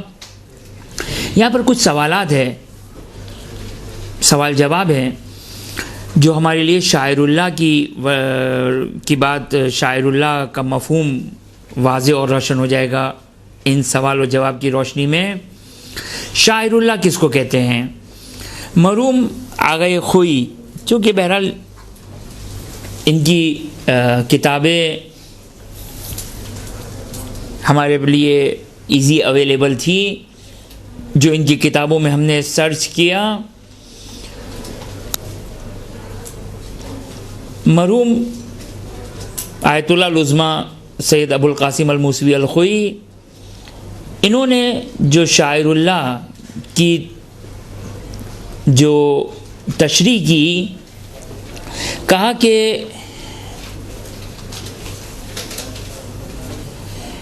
کہ شاعر اللہ کی چند مثالیں دی، ان مثالوں کی روشنی میں انہوں نے کہا کہ شاعر اللہ کیا ہے۔ مسجد شاعر اللہ ہے، ائمہ علیہ السلام کے حرم شاعر اللہ ہے، حتیٰ واجبات الہی یہ بھی شاعر اللہ ہے۔ واجبات جو ہیں نماز، روزہ، حج، زکوٰۃ وغیرہ وغیرہ، یہ سب شاعر اللہ ہے۔ حتیٰ مستحبات سارے کے سارے شاعر اللہ ہے۔ اسی طریقے سے محرمات، گناہوں سے اجتناب کرنا، یہ بھی شاعر اللہ ہے۔ مکروہ سے اجتناب کرنا، یہ بھی شاعر اللہ ہے۔ اور آغا خوئی نے جا بجا، اب اگر کوئی آپ کے پاس ایسا سافٹ ویئر ہو جس میں آغا خوئی کی ساری کتابیں اگر موجود ہو، اس میں اگر آپ شاعر اللہ کو اگر سرچ کریں تو کئی مقامات پر آغا خوئی نے شاعر اللہ ان تمام چیزوں کو استعمال کیا ہے۔ تو یہ ساری چیزیں شاعر اللہ سے تعبیر ہوئی ہیں۔ اب یہاں پر کچھ سوالات ہیں جو آغا خوئی سے سوال کیے گئے ہیں۔ چونکہ صراط النجات ایک استفتاء کی کتاب ہے آغا خوئی کی۔ اچھا توجہ کیجئے گا، آپ لوگ زیادہ اپسیٹ نہیں ہوئیے گا آغا خوئی کا نام سن کر کہ یہ تو اب ہمارے مرجع نہیں ہے۔ تو آغا خوئی کا کیا صحیح ہے، ایک اپنے زمانے کے مرجع تھے، مجتہد تھے، ہم تو ان کے مقلد نہیں ہیں، تو یعنی ہمارے لیے اتنی امپورٹنٹ بات نہیں ہے۔ نہیں، ایک بات ذہن میں رکھیے گا کہ یہ جو شاعر اللہ کو جو آغا خوئی نے بیان کیا، دیکھیں دو چیزیں ہوتی ہیں۔ ایک دفعہ ایک چیز ہوتی ہے اجتہادی، اختلافی، مثال کے طور پر آیا یہ چیز پاک ہے یا نجس، آیا نماز میں یہ جائز ہے یا جائز نہیں ہے، آیا عبادت میں یہ کام کرنا ہے یا نہیں کرنا ہے، تو یہ کیا ہے، یہ اختلافی ہے۔ ممکن ہے کسی کا مرجع کچھ کہے، کسی کا مجتہد کیا کہے، کسی کا مرجع کچھ کہے، یہ ظاہر ہمارے لیے جو فالویبل ہے اور ہمارے لیے جو جس کی اتباع کرنی ہے وہ اپنے مرجع کی اتباع کرنی ہے، ہمیں اپنے مرجع کو فالو کرنا ہے۔ لہٰذا اگر مثال کے طور پر یہاں پر اب میں سید یا کاظم یزدی طباطبائی کے اگر فتوے آپ کے لیے بیان کرنا شروع کروں، وہ آپ کے لیے اب سے بیکار ہے۔ سید کاظم یزدی طباطبائی وہ قابل احترام ہوں گے، قابل احترام ہیں، لیکن ان کا فتویٰ ہمارے لیے کوئی کام کا نہیں ہے۔ یہاں پر جو میں آغا خوئی کو جو بیان کر رہا ہوں، یہ جو آغا خوئی بیان کر رہے ہیں، یہ در حقیقت ایک مزاج شریعت کو بیان کر رہے ہیں، یہ مسلمات تشیع کو بیان کیا جا رہا ہے، یہ اعتقادات تشیع بیان ہو رہا ہے۔ ایسا نہیں کہ یہ آغا خوئی کے نزدیک ہے، نہیں، آغا خوئی اسباب، چونکہ ان کے کلام میں فی الحال ہم نے پایا، لہٰذا ہم آغا خوئی کا نام لے رہے ہیں۔ یعنی توجہ کیا آپ نے، میں کیا کہنا چاہ رہا ہوں، آغا خوئی بے عنوان اس کو جو بیان کر رہے ہیں مسلمات میں سے بیان کر رہے ہیں، یعنی دیکھیں آپ کے تشیع کے کچھ مسلمات ہیں، آپ کے تشیع کے کچھ مسلمات ہیں۔ ایک کتاب اردو میں یہ اویلیبل، شاید آج کل میرا خیال ہے شاید اویلیبل نہیں ہے، میں جہاں پر بھی جاتا ہوں اکثر ایک بات کہتا ہوں، شاید کسی کے دل پہ تو لگتی ہے سب کے، لیکن وہ پھر رہ جاتی ہے کہ کسی کے پاس حوصلہ ہو، ٹائم ہو، پیسہ ہو وغیرہ وغیرہ۔ ایک کتاب ہے جو آج کل نہیں معلوم کہ کیوں مارکیٹ میں نہیں ہے، اردو میں کتاب ہے، اس کا نام فارسی نام ہے لیکن کتاب اردو میں ہے، عزاداری از دیدگاہ مرجعیت۔ عزاداری از دیدگاہ مرجعیت، یہ ایک کتاب ہے جس میں تمام فقہا کے فتاوی موجود ہیں، تمام فقہا، سوری یہ تمام کچھ زیادہ لمبا تمام ہو گیا، یعنی یہ آخر زمانے کے ظاہراً آگے نائنی کے ماں بعد، ظاہراً آگے نائنی کے بعد جو آگے خوئی کے استاد تھے آگے نائنی، میرا خیال ہے ان کے ایک فتوے کے ذیل میں یہ کتاب لکھی گئی ہے، اور اس میں فتاوا ہے، فقہا کے فتاوا ہے، کئی سارے مراجین اور مجتہدین کے اس میں فتاوا ہے۔ بالاتفاق سب نے عزاداری سید الشہداء کو شاعر اللہ میں سے مانا ہے، عزاداری سید الشہداء کو شاعر اللہ میں سے مانا ہے۔ دیکھیے میں نے آپ کی خدمت میں عرض کیا، شاعر اللہ کا مطلب ضروری نہیں کہ کوئی چیز ہونی چاہیے، توجہ کیا آپ نے؟ جیسے مثال، چیز کی مثال کیا ہے؟ صفا، مروہ، مقام ابراہیم، حجر اسود، یہ شاعر اللہ ہے۔ شاعر اللہ کبھی کوئی چیز ہوا کرتی ہے جس کی یہ میں نے مثالیں دی، کبھی شاعر اللہ کوئی عمل ہوا کرتا ہے۔ عزاداری سید الشہداء ایک عمل ہے، یہ شاعر اللہ ہے۔ تمام فقہا نے، جتنے بھی وہاں پر اس میں فقہا موجود ہے، سب نے تقریباً بالاتفاق، چونکہ مختلف انداز سے جوابات دیے گئے، اکثر فقہا نے عزاداری سید الشہداء کو شاعر اللہ کا ہے۔ دیکھیں توجہ کریں، شاعر مذہب، شاعر اللہ، شاعر مذہب اور شاعر اللہ۔ جیسے ابھی ایک بڑی حساس گفتگو ہے، لہٰذا اس کو فعلاً چھوڑ دیتے ہیں، کیونکہ خوف آتا ہے کہ یہ کلپیں بن جاتی ہے، کوئی جو وہ ممکن ایک چھوٹی سی کلپ بنا دے اور مثبت یا منفی، مثبت میں تو خیر نہیں ہوتی کلپیں۔ تو شاعر اللہ، بہت ساری چیزیں شاعر بن جاتے ہیں، ہماری نشانی بن جاتی ہے۔ دیکھیں تشیع کے شاعر، تشیع کی شاعر المذہب، مذہب کے شاعر ہونا یعنی شاعر اللہ ہے، شاعر اللہ ہے، جس میں یہ مثال آتی ہے عزاداری کی آتی ہے۔ حتیٰ استفتاد میں آخوئی نے یہ مثال کی، مثلا بکا، گریا، خود سید الشہداء کے لیے گریا یہ شاعر اللہ ہے، سید الشہداء کے لیے گریا یہ شاعر اللہ ہے۔ آپ کی خدمت میں جاتے جاتے میں نے ایک بات کہی تھی، شاعر اللہ میں دو بحثیں ہیں، ایک اس کی تعظیم کرنا اور دوسرا اس کی حتق یا بے حرمتی کرنا۔ تعظیم کے درجات ہیں، شاعر اللہ کی حتق گناہ ہے، حرام ہے، حد کے شاعر اللہ، اور شاعر اللہ کی ایک مثال کیا ہے؟ گریہ ہے، سید الشہداء سلام اللہ علیہ پر گریہ یہ شاعر اللہ ہے۔ اب بعض اوقات ہم بھی یہ اس قسم کی باتیں کہہ دیتے ہیں کہ بھائی یہ گریہ، مگر ہم رونے والی قوم ہے۔ ہاں ہم رونے والی قوم ہے بھائی، کیونکہ ہم آئے مودت پہ عمل کرتے ہیں، آئے مودت کا تقاضا یہ ہے کہ ہم گریہ کریں۔ اگر کوئی عمدن جان بوجھ کر اگر بکا اور گریہ کی اگر توہین کرتا ہے، یہ شاعر اللہ کی توہین ہے۔ اور اگر کبھی بعض اوقات انسان ایسے جملے کہہ جاتا ہے کسی اور وجہ سے، لیکن اگر انسان اگر ان جملات کو اگر دیکھے تو واقعاً بعض اوقات انسان گریہ کی توہین کر رہا ہے، رونے کی توہین کر رہا ہے، سید الشہداء پہ ماتم کی توہین کر رہا ہے، عزاداری کی توہین کر رہا ہے۔ یہ سب کا سب شاعر اللہ ہے، یہ سب کا سب شاعر اللہ ہے۔ اور حد کے شاعر اللہ از اکول ٹو حد کے شاعرہ، شاعر یعنی حرام، شاعر اللہ کی حرمت، شاعر اللہ کی حد اور بے احترامی یہ حرام ہے۔ اب اگر کوئی انجانے میں کر جائے کہ خدا بچائے، اس انجانے سے بھی بچائے، یہ ساری چیزیں ہوتی ہیں جو انسان کے بیک آف دا مائنڈ اور جو کہ انسان کے مزاج میں بعض اوقات ہوتی ہے کہ انسان ان چیزوں کو بہت سہل لیتا ہے کہ خدا ہم سب کو جو ہے وہ بچائے۔ اور واقعاً ہمیں شاعر اللہ کی تعظیم کے جو در حقیقت مذہب شاعر اللہ کی تعظیم در حقیقت کس کی تعظیم ہے؟ اہل بیت اطہار علیہ السلام کی تعظیم ہے، اور خدا کی تعظیم ہے، یہ خدا کی تعظیم ہے یہ۔ تو توجہ فرمایا آپ نے کہ شاعر اللہ کے حد، شاعر اللہ کی توہین یہ جائز نہیں ہے، یہ حرام ہے۔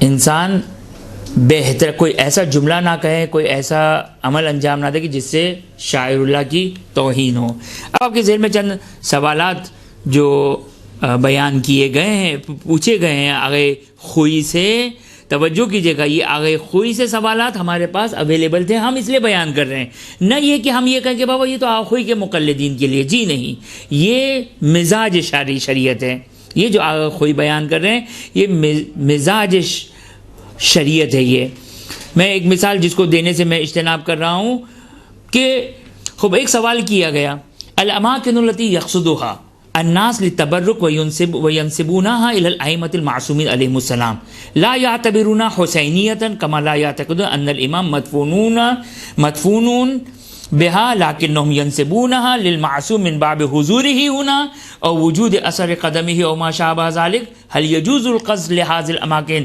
بقصد التقرب الى الامام علیہ السلام او الثواب؟ میں جلدی جلدی صرف یہ پڑھ رہا ہوں سیرات النجات سوال نمبر 1376 حوالے کے لیے لکھنا ہو تو یہ لکھ لیجیے گا. اگر کوئی سے سوال کیا کہ وہ مقامات کہ جہاں پر لوگ بعنوان تبرک جوئی تبرک کا قصد کرتے ہیں، ائمہ علیہ السلام سے منسوب جگہیں ہیں یہ، اور یہ امام کے حرم نہیں ہے، امام سے منسوب جگہیں. جیسے ہم کس کو جیسے ہم امام بارگاہیں ہیں، جیسے یہ مسجد باب العلم ہے نا حیدری میں، مسجد باب العلم میں ذریعہ ائمہ علیہ السلام کی لا یعتقد ان الامام مدفون بها، ہم اعتقاد نہیں رکھتے کہ امام یہاں پر جو کہ وہ مدفون ہے، لیکن ہم اس سے تبرک حاصل کرتے ہیں. ینسبونها للمعصوم من باب حضوره هنا ووجود اثر قدمه وما شابه ذلك. هل يجوز القصد، آیا جائز ہے؟ توجہ کیجیے گا، سوال کرنے والا کیا سوال کر رہا ہے، جائز ہے. یہاں پر یہ بھی ایک بحث ہے کہ یہ جائز بمعنی مباح نہیں ہے. خیر جواب ایسے آئے گا وہ زیادہ واضح تر ہوگا. حل یجوز، آیا جائز ہے ان مکانات میں تبرک وغیرہ حاصل کرنا اور انسان متبرک ہو ان جگہوں سے؟ توجہ کریں، بقصد التقرب الی الامام علیہ السلام. یاد رکھیے گا، آج بعض اوقات ہمارے جوانوں کے ذہنوں میں ایک بات ہے، جب عزاداری کر رہے ہوتے ہیں تو ان کو ہو رہا ہوتا ہے پتہ نہیں میں مستحب کا انجام دے رہا ہوں یا نہیں دے رہا ہوں. یعنی ہمارے ایک ایسا مزاج بنایا گیا کہ اگر ہم مسجد میں ہیں تو اہل بیت سے دور ہیں، اگر امام بارگاہ اور امام بارگاہوں میں تو جیسے ہم خدا سے دور ہیں. بابا یہ دو چیزیں نہیں ہیں. اللہ سے تقرب اہل بیت سے تقرب ہے، اہل بیت سے تقرب اللہ سے تقرب ہے، جس کی بہترین دلیل زیارت عاشورہ ہے. بہترین دلیل زیارت عاشورہ ہے. یا ابا عبداللہ، یہ مزاج دے رہی ہے. دیکھیں یہ ساری چیزیں ہیں جو ہمیں مزاج سمجھا رہی ہے. یا ابا عبداللہ انی اتقرب الی اللہ وإلی رسولہ وإلی امیر المؤمنین وإلی فاطمہ وإلی الحسن وإلیک. یا ابا عبداللہ، اللہ کا تقرب، رسول کا تقرب، یہ دونوں ساتھ ساتھ ہیں. امیر المؤمنین کا تقرب، بنت رسول کا تقرب، امام مجتبیٰ کا تقرب، سید الشہداء کا تقرب، یہ سب ایک ہی چیز ہے، ایک ہی لائن میں ہیں. اگرچہ خدا ہے، لیکن خداوند متعال نے ان کو وہ مقام عطا کیا ہے، وہ وسیلہ عطا کیا ہے کہ ان کے وسیلے سے ہم خدا تک پہنچتے ہیں. خوب، کیا کہا زیارت عاشورہ میں؟ یا ابا عبداللہ انی اتقرب الی اللہ. آپ کا تقرب، اللہ کا تقرب، رسول کا تقرب، امیر المومنین کا تقرب، بنت رسول کا تقرب، امام مجتبیٰ کا تقرب، آپ کا تقرب علیہم الصلاۃ والسلام کس چیز کے ذریعے سے؟ بموالاتکم. توجہ کریں، یہ مزاج سمجھے. والبراءۃ من اعدائکم. ہم نماز پڑھتے ہیں، کیوں پڑھتے ہیں؟ خدا کا تقرب، قربت اللہ نیت کرتے نا تاکہ خدا کا تقرب حاصل ہو جائے. عبادتوں کو انجام دیتے خدا کا تقرب حاصل ہو جائے، خدا کا تقرب حاصل ہو جائے. جب عزاداری کی بات آتی ہے تو ہمیں لگتا ہے کہ نہیں یہ اللہ سے تھوڑی ہٹ کر کوئی چیز ہے. جب عزاداری کی بات آتی ہے، جب مجلس کی بات آتی ہے، جب گریے کی بات آتی ہے، نہ توجہ کریں. یہاں پر کیا کہا زیارت عاشورہ میں؟ زیارت عاشورہ میں نماز کا ذکر نہیں ہے، اگرچہ وہ شاعر اللہ میں سے. روزے کا ذکر نہیں ہے، اگرچہ وہ شاعر اللہ میں سے. کس کا ذکر ہے؟ بموالاتکم. آپ آل محمد کی محبت کے ذریعے سے خدا کا تقرب. ماتم کس کی محبت ہے؟ آل محمد کی محبت ہے. عزاداری کس کی محبت ہے؟ آل محمد علیہ السلام کی محبت ہے. اسی طریقے سے ان شاعر اللہ اور تبرکات اہل بیت اور ان تمام متبرک مقامات جو منسوب اہل بیت اطہار علیہ السلام، فقط منسوب ہے. یہ سب کیا ہے؟ یہ تبرکات ہے، یہ سب شاعر اللہ ہیں. اس کے ذریعے سے کس کا تقرب ہے؟ خدا کا تقرب ہے، اہل بیت کا تقرب ہے، اور اہل بیت سے خدا کا تقرب. اگر خوئی سے سوال کیا کہ آیا ایسے مقامات جو روزے نہیں ہیں، زیارت گاہیں نہیں ہیں، بلکہ وہی امام بارگاہیں ہیں، وہ جہاں پر زری وغیرہ بنی ہوتی ہے، ان سے ان کا ہم قصد کرتے ہیں اور ارادہ کرتے ہیں کہ ہم امام کا تقرب حاصل کریں، اس کے ذریعے سے ہم ثواب حاصل کریں. پھر یہاں پر یہ بات بھی ڈال دی، یعنی سوال کرنے والے نے نہیں معلوم جس زمانے میں سوال کیا ہوگا اس زمانے میں بھی شیعوں کی یہ پرابلمز تھی، جس میں جو انہوں نے اشارہ کیا کہ بعض لوگ کہتے ہیں کہ نہیں، اگر آپ جو وہ زیارتوں کے لیے نہیں جا سکتے ہیں، آج کل تو زیارتوں پہ بھی اشکال کیے جاتے ہیں، لیکن زیارتوں پہ نہیں جا سکتے ہیں تو یہاں جانے کی ضرورت نہیں ہے، تو آپ بتائیے آگے خوئی کیا کریں ہم؟ کہا کہ چونکہ یہ ان جگہوں پر جانا بدعت نہیں ہے، بل عدہ، توجہ کریں یہ نقطہ، بل عدہ من شاعر بوجہ تعظیم للائمۃ الاطہار علیہم السلام فلا باس بہ، بل عدہ من الشعائر، بلکہ یہ سب جو تم نے بیان کی کس میں سے ہے؟ شاعر میں سے ہے. خبا خوئی کیا دلیل ہے؟ یہ شاعر میں سے کوئی روایت ہے، کوئی آیت ہے؟ آپ کہیں گے بابا پہلے جاؤ مزاج شاعر کو سمجھو، شریعت کا مزاج، جاؤ روایات دیکھو. آل محمد علیہ السلام کے سلسلے میں، چونکہ اب ہمارے پاس بہت ہی مختصر ٹائم ہے، آل محمد علیہ السلام کی روایتوں میں ذرا مزاج دیکھو. کیا ہے مزاج؟ وہ روایت جو شاید سنیوں نے بھی بیان کی، ہمارے پاس تو روایت ہے. جب امیر المومنین علی بن ابی طالب علیہ الصلوۃ والسلام کی والدہ گرامی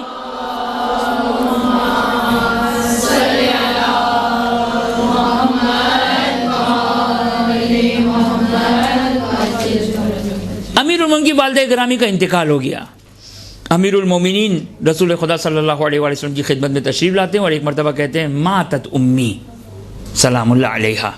امیر المومنین فرماتے ہیں کہ میری والدہ کا انتقال ہو گیا. رسول فرماتے ہیں ماتت امی، میری ماں کا انتقال ہوا ہے. اس کے بعد کیا کیا رسول نے؟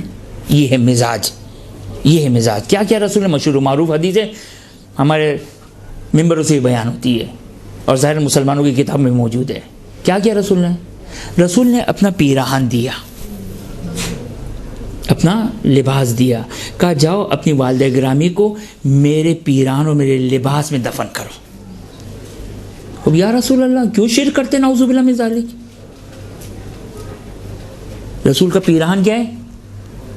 شاعر اللہ ہے، متصل بدن مبارک ختمی مرتبت سے. اب حضرت یوسف کا پیراہن متبرک ہو سکتا ہے، رسول کا نہیں ہوگا. اب یہ ہے، توجہ کیا آپ نے؟ کیونکہ یہ لباس منسوب ہے. نہ کہے کہ بابا یہ لباس تو کپڑے کا ہے، اس کپڑے کی کیا حیثیت ہے؟ اس کپڑے کی کوئی حیثیت نہیں ہے. لیکن جب مبارک جسم مبارک سے جب متصل ہو گیا تو اب یہ متبرک ہو گیا، اب شاعر اللہ بن گیا، اب اس کا احترام ہو گیا، اس کی حد حرام ہو گئی. یہ کسے مزاج دیا؟ ختمی مرتبت مزاج دے رہے ہیں. نہیں کہا ختمی مرتبت نے، کہ جاؤ امیر المومنین میں نماز جنازہ ہے، رسول نے نماز جنازہ پڑھائی، جاؤ میں نماز جنازہ پڑھاؤں گا، میں خدا سے اب تمہاری والدہ کے لیے شفاعت کروں گا. نہیں کہا. صحیح ہے، وہ شفاعت کی، نماز پڑھائی، اور بقول روایت کے ایسی نماز جناب فاطمہ بنت اسد کی رسول نے پڑھائی کہ زندگی میں کسی کے لیے ختمی مرتبت نے ایسی نماز نہیں پڑھائی. زندگی میں ختمی مرتبت نے کبھی کسی کے لیے ایسی نماز نہیں پڑھائی جیسے فاطمہ بنت اسد سلام اللہ علیہا کے لیے نماز پڑھائی. اسے ہمیں بھی فی الحال سروکار نہیں، لیکن یہ مزاج رسول دے رہے ہیں. روایتوں میں یہ مزاج مل رہا ہے. 8ویں امام کی خدمت میں ابا سلت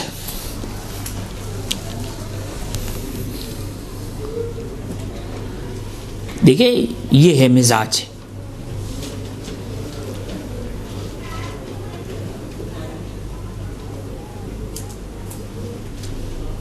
ریان ابن سلت جو ابا سلت کے نام سے مشہور و معروف ہے، توجہ کریں. دیکھیں یہ یعنی راویوں، کیسے میں بیان کروں، راویوں میں یہ مزاج ہے، آئمہ کے اصحاب میں یہ مزاج بنا ہوا ہے، جو آج ہمارے درمیان اعتراضات کی شکل میں، شبہات کی شکل میں، ہمارے جوانوں کے ذہنوں میں شبہات آ رہے ہیں. آیا علم کی زیارت کرے یا نہ کرے، آیا ان تبرکات کی زیارت کرے یا نہ کرے. وہ مزاج جو تشیع کا مزاج تھا، جو علماء اور فقہاء کا مزاج تھا، اس سے پہلے اصحاب آئمہ کا مزاج تھا. توجہ کریں مزاج.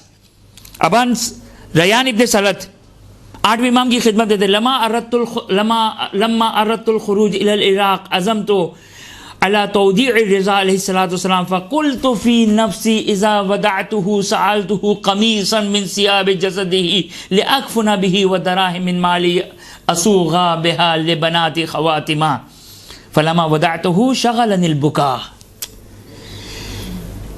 ہم لوگ مزاج سے بہت دور ہیں، ائمہ کے مزاج سے، اصحاب ائمہ کے مزاج سے دور ہیں.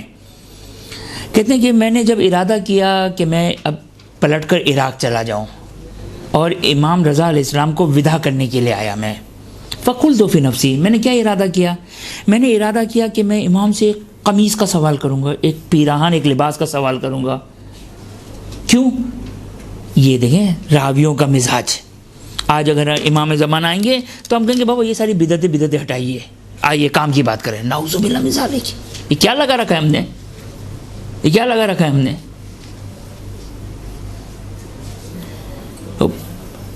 راوی ابا سلط آ رہے ہیں، ابا سلط نام ہے، ریان ابن سلط نام ہے. مزاج دیکھیں. فقط ایسا نہیں کہ کوئی آ کر کے بابا آپ ایک صحابی کو اتنا چڑھا رہے ہیں. صحابی کا عمل ہے، صحابی کا عمل ہمارے لیے حجت نہیں ہے. قبول ہے کہ حجت نہیں، لیکن توجہ کریں، صحابی کا عمل نہیں ہے، امام کا عمل ہے. کہتے ہیں کہ میں نے ارادہ کیا کہ آؤں گا امام سے قمیص کا سوال کروں گا. اس کے بعد شغلنی البکا والاسا علی فراقہ، یہ کیفیت ہماری ختم ہوتی جا رہی ہے. شغلنی البکا، امام کی جدائی اور امام کے غم اور گریہ نے مجھے فراموش کروا دیا. جو مجھے سوال کرنا تھا نا، بھول گیا میں، کیونکہ امام سے وداع ہو رہا ہوں، امام کو خدا حافظ کر رہا ہوں. شغلنی بکا، بکا نے مجھے میرے ذہن سے وہ سوال نکال دیا جو مجھے سوال کرنا تھا. اچھا یہ لباس توجہ کیجیے گا، یہ لباس لوں امام کا لأکفن به، تاکہ اس کو میں کیا بناؤں؟ کفن بناؤں اپنے لیے. فلما خرجت من بین یدیہ صاح بی یا ریان، توجہ کریں. کہتے ہیں کہ میں تو فراموش کر گیا. جب میں امام کی بارگاہ سے نکلا نا تو امام نے آواز دی یا ریان ارجع، ریان واپس پلٹو. فرجعت، میں واپس آیا. فقال علی اما تحب ان ادفع الیک قمیصا من ثیاب جسدی. یہ ہے مزاج. ایک روایت سے مزاج نہیں بنتا ہے، ساری روایتوں کو دیکھیں پھر فقی بنتا ہے، مرجع بنتا ہے، مجتہد بنتا ہے. یہ جو آغے خوئی کہتے ہیں کہ مثال کے طور پر یہ جو حسینی اور امام بارگاہ بنایا ہے، میرا خیال سے میں نے شاید وہ سوال جواب بھی شاید پورا مکمل نہیں کیا. نہیں کیا تھا نا؟ ہاں یہی نہیں کر دیا تھا، نہیں کیا تھا. خوب میں پہلے وہاں چلا جاؤں. ہاں واقعہ بیان کر دوں گا میں، یہ نہ رہ جائے. آغا خوئی نے کیا کہا؟ آغا خوئی نے کہا، سوال یاد ہے نا، وہ امام بارگاہ اور ہم جو وہ تبرک کرتے ہیں اور وہ زری بناتے ہیں تبرکن وغیرہ. آغا خوئی کہتے ہیں ادّ من شاعر، اس کو کیا شمار کیا جاتا ہے؟ شاعر اللہ میں سے، بے وجہ تعظیم للائمہ علیہم السلام، کہ یہ آئمہ کی تعظیم کی بنا پر یہ شاعر اللہ میں سے ہے. فلا باسا بے، اس میں کوئی حرج نہیں ہے. یہ فلا باسا، اس میں کوئی حرج نہیں ہے. یعنی یہ قرآن نے کیا کہا؟ من یعظم شاعر اللہ. خوب سوال کرتا ہوں، آیا شاعر اللہ کی تعظیم مستحب ہے یا مباح ہے؟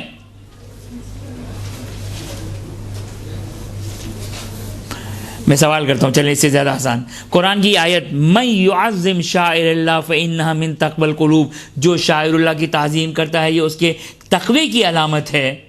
خوب تعظیم شاعر اللہ مستحب ہے یا مباح ہے؟ مستحب ہے، تقوی کی علامت ہے. تو یہاں جو آغا خوئی نے کہا کہ کوئی اشکال نہیں ہے، نہ یہ کہ کوئی اشکال نہیں ہے نہ مباح ہے، یعنی در حقیقت یہ شاعر اللہ میں جو ادّ من الشاعر، یہ شاعر اللہ میں سے ہے اور یہ شاعر اللہ کی تعظیم ہے. اور قرآن کی اس آیت کا اگرچہ آغا خوئی نے یہاں پر بیان نہیں کیا، لیکن اس سے ملتے جلتے جوابات میں آغا خوئی نے بعین ہی یہی آیت کوٹ کی تھی. یہی آیت کوٹ کی تھی.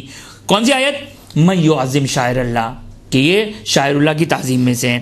خیر اب آ جائیے وہ واقعے کی طرف.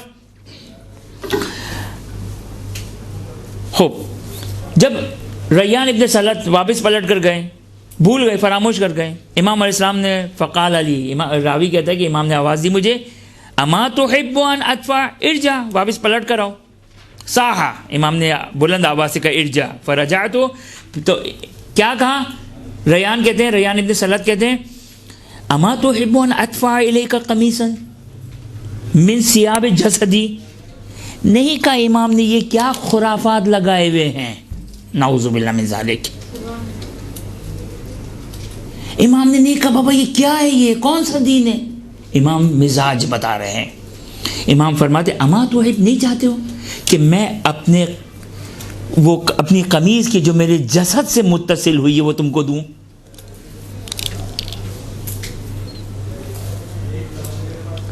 تکفن فیہ اذا فنا اجلک، تاکہ تم اس کو کفن بناؤ. سوچ کر آیا تھا یہ، اس کو کہتے ہیں حجت خدا. ابا سلط نے بیان نہیں کیا تھا، ابا سلط نے خواہش نہیں کی تھی، ابا سلط تو بھول گئے تھے.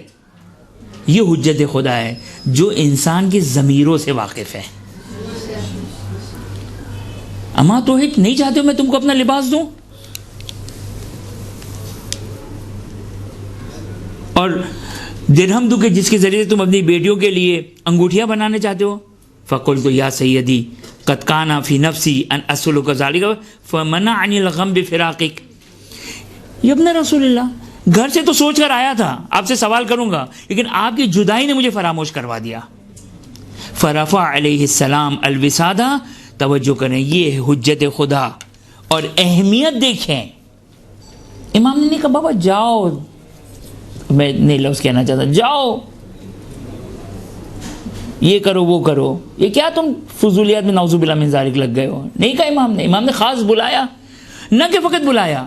اب یہ نہیں ہے، توجہ کریں، بلانے کے بعد یہ نہیں کہا کہ کسی خادم یا خادمہ کو کہا کہ جا کے لے کر آؤ. نہیں، وہ شخص نہ جانے ارادہ کیا تھا یا پتہ نہیں ارادہ کرنے سے پہلے امام نے اس کے لیے وہ قمیض اپنے پاس رکھ لی تھی.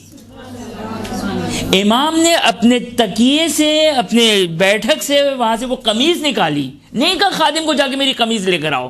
امام پہلے سے آمادگی کر کے بیٹھے ہوئے ہیں. اس کو وہ قمیض امام علیہ السلام نے وہاں سے نکالی اور امام نے اس کو قمیض دی، اور پھر دراہیم دیے کہ جس کے 30 درہم دے کہ جس کا وہ ارادہ کر کے آیا تھا.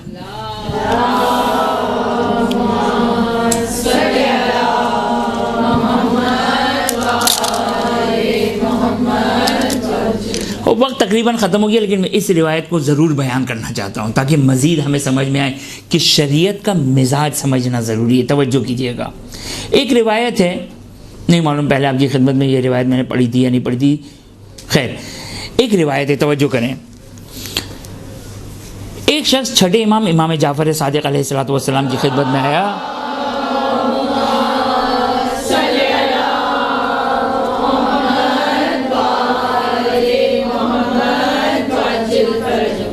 اب یہ توجہ کریں،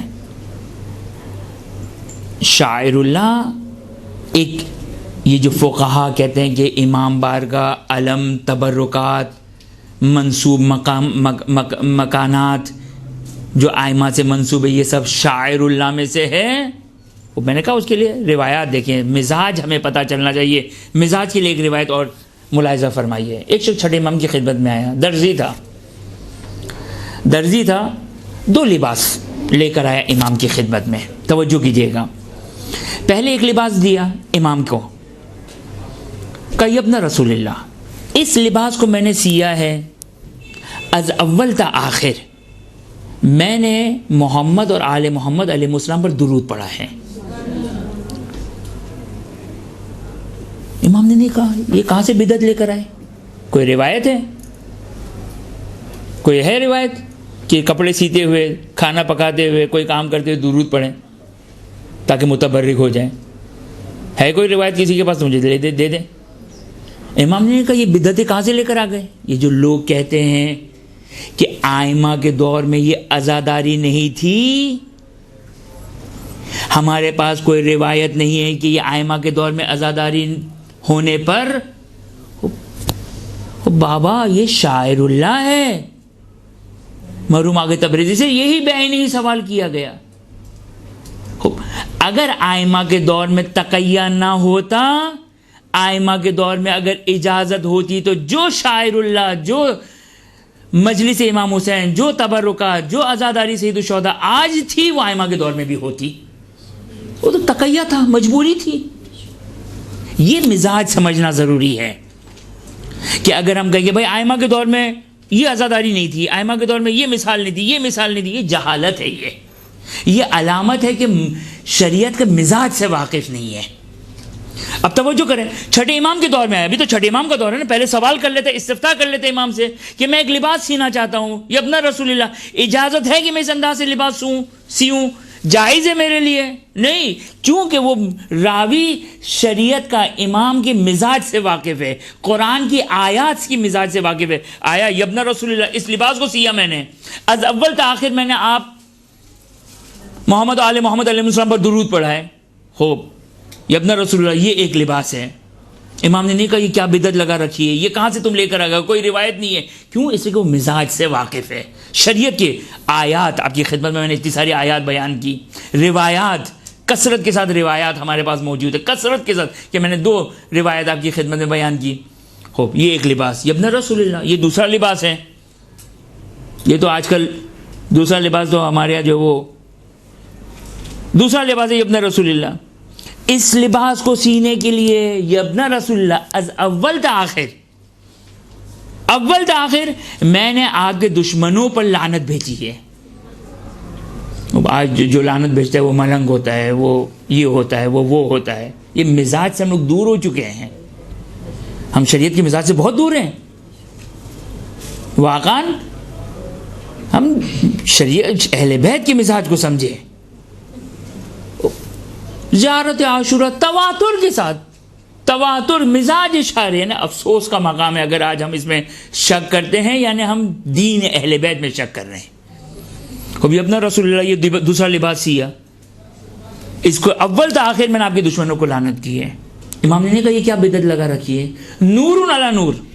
اب سوال کا ذرا دیکھیں، یہ اپنا رسول اللہ یہ بتائیے ان 2 لباسوں میں جس کے ابتدا تا آخر میں نے درود پڑھی ہے، اس میں ابتدا تا آخر آپ کی دشمنوں پہ لعنت کی ہے، یہ اپنا رسول اللہ.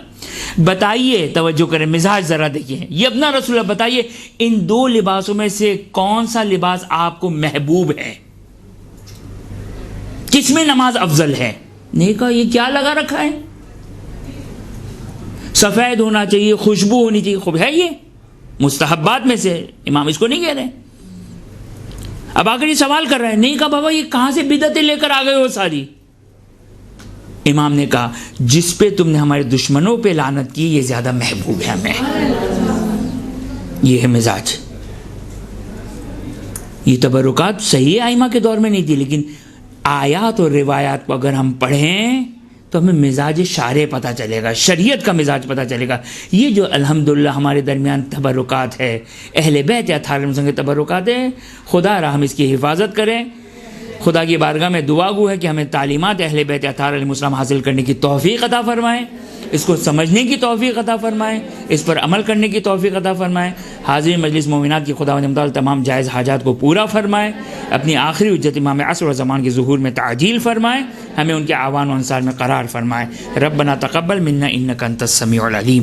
برحمتک یا ارحم الراحمین وصلی اللہ علی محمد وآلہ الطاہرین.